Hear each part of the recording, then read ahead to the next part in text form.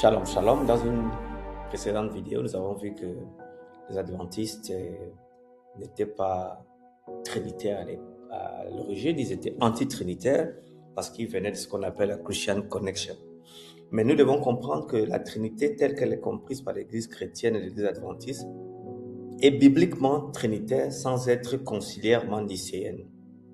Elle confesse la réalité des Écritures que Nicée peut-être a formulées philosophiquement.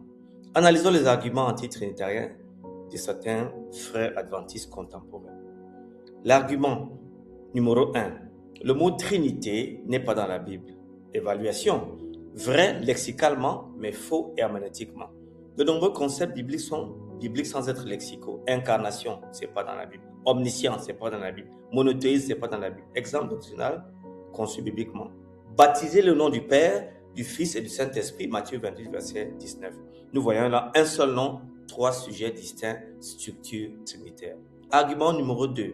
Jésus est engendré, donc créé. Souvent basé sur le premier-né de la création dans Colossiens 1,15. Analyse contextuelle. Le terme protokos, premier-né, indique un rang et l'autorité. Non origine. Protokos. Le contexte immédiat l'explique.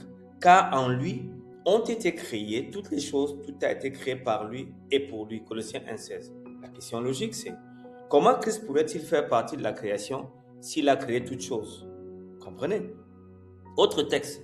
Ses origines remontent au temps ancien, au jour de l'éternité. Michée 2, verset 5. Argument numéro 3. Le Père seul est le vrai Dieu. Souvent basé sur Jean 17, verset 3. Afin qu'il te connaisse, toi, le seul vrai Dieu. Réponse biblique que l'on pourrait faire. Ce texte n'exclut pas le Fils. Il distingue les personnes. Jean affirme. Au commencement était la parole. La parole était avec Dieu. La parole était Dieu. Jean 1, 1. Jésus est explicitement appelé Dieu par son Père. Ton trône, ô Dieu, est éternel. Hébreux chapitre 1, verset 8. Jean chapitre 13, verset 3. Et un texte relationnel non ontologique. Argument numéro 4. Le Saint-Esprit n'est qu'une force. Analyse textuelle. Ce n'est pas possible. Le Saint-Esprit parle. Actes chapitre 13, verset 2. Il enseigne. Jean chapitre 14, verset 26. Il intercède. Romains 8, verset 26. Peut-être, on peut même l'attrister. Éphésiens chapitre 4, verset 30. N'attristez pas le Saint-Esprit de Dieu. Éphésiens 4, 30. Le Saint-Esprit est une force. C'est pas possible. Une force impersonnelle ne peut pas être attristée. Argument numéro 5. La Trinité est une apostasie biblique. Réponse historique et biblique. Le langage s'est développé. Le contenu est entièrement biblique. La formule apostolique précoce d'une Trinité dans Paul 2 Corinthiens 13, 13. Que la grâce du Seigneur Jésus-Christ, 1. L'amour de Dieu, 2. Et la communication du Saint-Esprit, 3. Sois avec vous tous. C'est trinaire. C'est trois personnes qui sont dans la bénédiction. Une seule bénédiction pour trois personnes. Alors la synthèse. Nous voyons donc dans 2 Corinthiens 13, 13, les trois personnes sont invoquées ensemble sur un pied divin égal. Synthèse finale. Les arguments antitrinitariens reposent souvent sur des lectures isolées, ignorent la totalité canonique, reproduisent des objections pré-nicéennes déjà résolues par l'Écriture elle-même.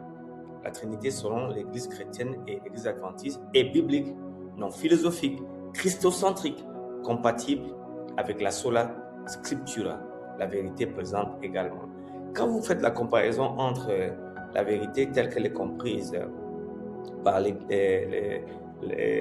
subordination ontologique des conciliaires de Nicée, dans Nicée, la personne divine procède du Père et du Fils comme en Occident. Mais chez les chrétiens, comme les adventistes, la personne divine est distincte. À Nicée, le langage ontologique s'est développé, mais chez les adventistes et les chrétiens, la description est fonctionnelle et relationnelle. Et à Nicée, ils ont affirmé contre le pneutomachisme, mais les chrétiens l'ont affirmé par les textes bibliques. Donc le texte clé, c'est Jean 14, verset 26. Le Saint-Esprit que le Père enverra en mon nom vous enseignera toutes choses. Il y a un autre verset qui dit un autre consolateur, autre. Et vous comprenez? Et Actes chapitre 5, verset 3 à 4, Ananias, pourquoi Satan a-t-il rempli ton cœur au point que tu mentes au Saint-Esprit? Ce n'est pas des hommes que tu as menti, mais à Dieu.